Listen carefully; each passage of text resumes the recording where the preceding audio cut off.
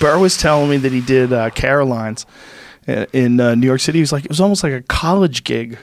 He's like, people are so sensitive now in New York. Oh, he and I just did the VFW Hall in Hollywood, and then and I was calling him about another comic that I wanted. I was just talking to him at the bar, and I thought he was really funny. And now I can't remember his name. Joe DeRosa. Joe DeRosa. Yeah, Joe DeRosa. Sure. And I called him, and he goes, "Yeah, no, he's really good." And he goes, "How about I come over and do it?" And I'm like, "Well, of course, Bill. Whatever you want to do, time on it. Come on over." Well, he was doing a bunch of Trump stuff, and I guarantee you, my fans are pretty split down the middle. But it did not go over well, and he didn't give a fiddler's fuck about it. And so he just made him mad and stirred him up for about 20 minutes. And then we both, I did my set, we smoked a cigar, and he's not drinking either for like a year or something like that. Yeah, he looks great. He looks really good. He looks thin and healthy. Yeah. The Trump jokes are interesting because I don't remember anybody getting mad at you for Bush jokes. Right. Like, it's different. They were just jokes, right? Yeah. Even if you were like a Bush supporter, you could crack a joke about the way he spells potato or something like that. Nobody gave a fuck. People didn't care. It was a different thing. Even if people were supporting it wasn't Bush, by the way, that spelled potato wrong. It was that's right. It was quail. It's quail. Quail. Yeah. That's right. That's how these rumors get started, man. It is how they get started. Yeah, you conspiracy dudes over here blowing off this who spelled potato wrong shit. Oh, that's right. It was him. Bush fucked some things up too, though, didn't he? Well, didn't he fuck some stuff up? There's a whole album like The Wit and Wisdom of George W. Bush. And he says like, "Fool me once, shame on you. Twice. Shame on me again." I don't know. What's interesting about Bush is when he was running for governor of Texas, he had a completely different way of communicating. He talked like a really smart guy. He's very articulate. I mean, he was smooth talker. You're talking about W. W. There's a video of him from back in the day when he was running for governor, and he's great. You listen to him, like, look at this energetic, intelligent guy. He's articulate. He seems like one of us. And then they had a side-by-side video comparing him to like Bush after 7 years in office. Like, he's like barely hanging on. Right. He's not paying attention to shit. He's given the reins to heaven and hell to Dick Cheney. Dick Cheney's in a bunker 7 miles underground making nefarious decisions. I mean, it was weird.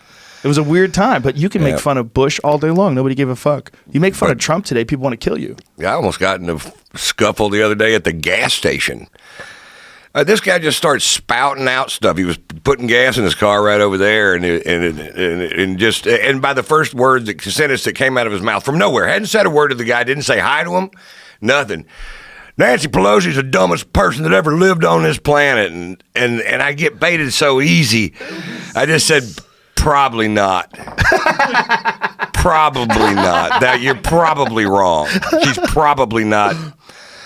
Obama was an idiot. He graduated #1 from Harvard Law. So, views politically aside, we can start with he's probably not stupid. And what a good speaker. He was the best. Oh yeah, he was smooth. The most presidential. He was a guy that you were happy to have represent you. Whether you believe believe in him and you support his ideas or not, as a representative of our culture, of our civilization, that guy was smooth and measured and articulate and off the book. Most of the time, he was saying what he thought, and he wasn't reading off of scripted. Well, you know the story about Clinton? I know some. With being off the book. Clinton was such a good orator that the teleprompter went off. It broke like 5 minutes into his fucking speech, and he did all that shit by memory. Just did the whole goddamn thing by memory. And I played 9 holes of golf with him. What was he like? And it was, there's still security, Secret Service all around him. Right. And so it was a private golf course, Larry Ellison, that owns Oracle. Oh, wow. Owns this private golf course that has 4 tennis. He's a big tennis guy, so he puts on the tennis stuff out in Palm Springs, and nobody plays this course, and he doesn't play golf. And It's just his private. That's just his deal. He's got his own course. He's got his own course. Jesus. He played through our group at Shadow Creek in Beverly Hills. I mean, in Vegas. A really exclusive course, impossible to get on, and he was playing by himself, and he was on the tee box, and I said, "It's lonely at the top, isn't it, Larry?" And he goes, "Yep," and hit his ball and went off by himself. And wow! But he wasn't even there. But Clinton was, and he told me a story. He goes, this friend of his is a record producer, rap records, big. He didn't tell me who it was, and didn't tell me who the artist was either. But the artist was all thugged out, and he was in a Ferrari store. And the salesman goes, "Are you thinking about buying this car?" And the guy goes, "No, I'm going to buy the car. I'm thinking about pussy."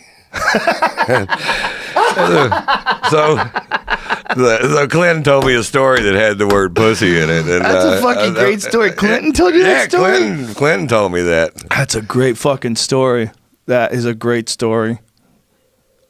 That poor bastard.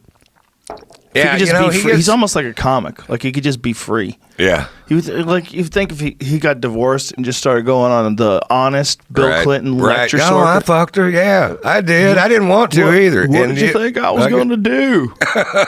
What would you do? What would you do? You're in my position. What would you do? You're smart. You know you don't got but 40 years left of life. I'd have shoved my pecker right in her mouth. That's what I would have done. The whole idea of being the fucking number one guy, you got to be so goddamn pussy hungry to want to be the number one guy.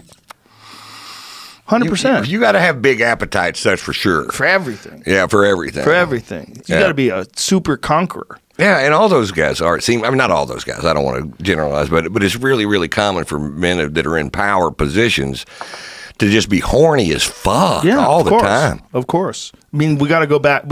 The way we want these people to behave is so contrary to the way any king ever behaved ever in history. Like the stories of kings throughout history was always decadence. It was always, all these women and wine and food and more food. People feeding them fat grapes. And open sores and cutting off the fucking ex-wives' heads and shit. Like that's what you think of. Ordering armies, people protecting them. It's like those people were just gluttons. Just the super gluttons of the world. Right. And we don't like that. We don't like that. So then we try to turn someone into some fucking Norman Rockwell person. Right, and that doesn't work either. It's not real. Because you don't have enough. You don't have enough charisma to lead. Yeah, maybe Well, Trump is showing us that. Like you could talk shit about him 24/7, 365 days a year. He's not adjusting anything. In fact, he digs his heels in. He's the same fucking guy.